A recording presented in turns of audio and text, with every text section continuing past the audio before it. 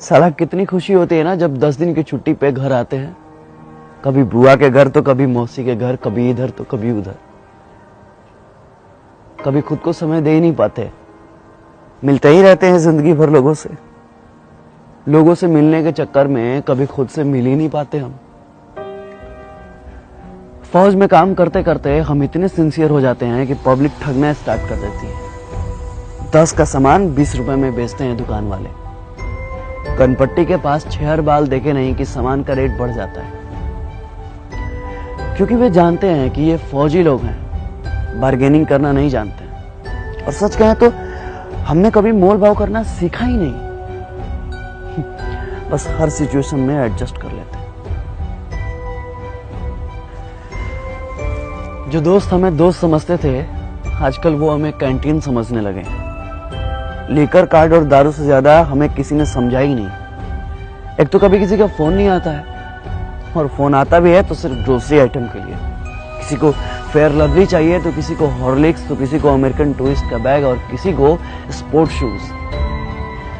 पहले पूछते थे कब आ रहे हो, होली में आ रहे हो?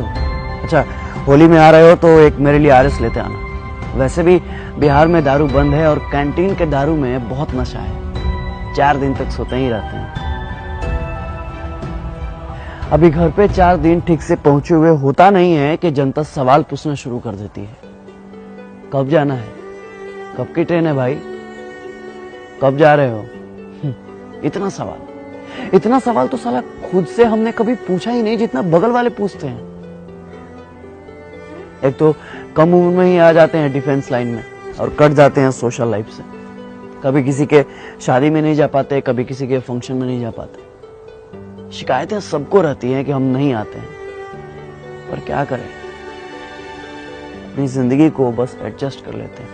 अपने पर्सनल लाइफ को सोशल लाइफ से कनेक्ट ही नहीं कर पाते, क्योंकि फौजियों का कोई सोशल लाइफ ही नहीं होता। अरे कंफर्म टिकट की तो दूर की बात है, साला 3 महीने पहले छुट्टी तो कंफर्म है। और हाँ, ये सब हम कुछ बोल भी नहीं सकते, क्योंकि फौजियों के लिए छुट्टी एक प्रिविलेज है, मौलिक अधिकार नहीं। जितना हमने संविधान को समझा है ना, उतना संविधान ने हमें समझा ही नहीं। हमारे अधिकारों में टर्म एंड कंडीशन अप्लाइड कर दिया गया। सेना में पॉलिटिक्स नहीं है, लेकिन आजकल सारा पॉलिटिक्स सेना पर ही होता है, क्योंकि घर घर में हॉर्लिक्स से ज्यादा पॉलिटिक्स चलता है। अब क्या फर्क पड़ता है भाई साहब को कि बगल में 4 घंटे से कौन खड़ा है? जब कंफर्म सीट नहीं मिलता ना साहब, तो बाथरूम के बगल में कहीं भी सो जाते हैं। कहीं भी मतलब कहीं भी। ऐसा तो हमने कई बार अपने कंफर्म सीट पे लोगों को जगह दी है, अपने साइड लोअर को मिडिल अपर सेक्शन भी किया।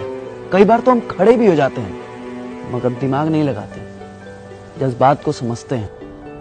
आपको क्या पता है कि सुबह 10 बजे जब बिना लंच कराए शाम 4 बजे पुरानी दिल्ली से तिनसुकिया जाने का ऑर्डर आता है, तो ये भी नहीं पता होता है कि ट्रेन है या नहीं है, तो समय है या नहीं।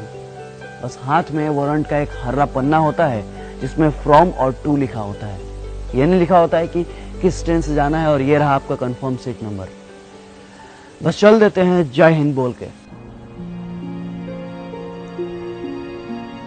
हम आपसे आपका सीट नहीं मांगते, थोड़ी सी कोऑपरेशन मांगते हैं, थोड़ी सी उम्मीद मांगते हैं, बस थोड़ी सी दिल में जगह मांगते हैं, फौजी समझकर।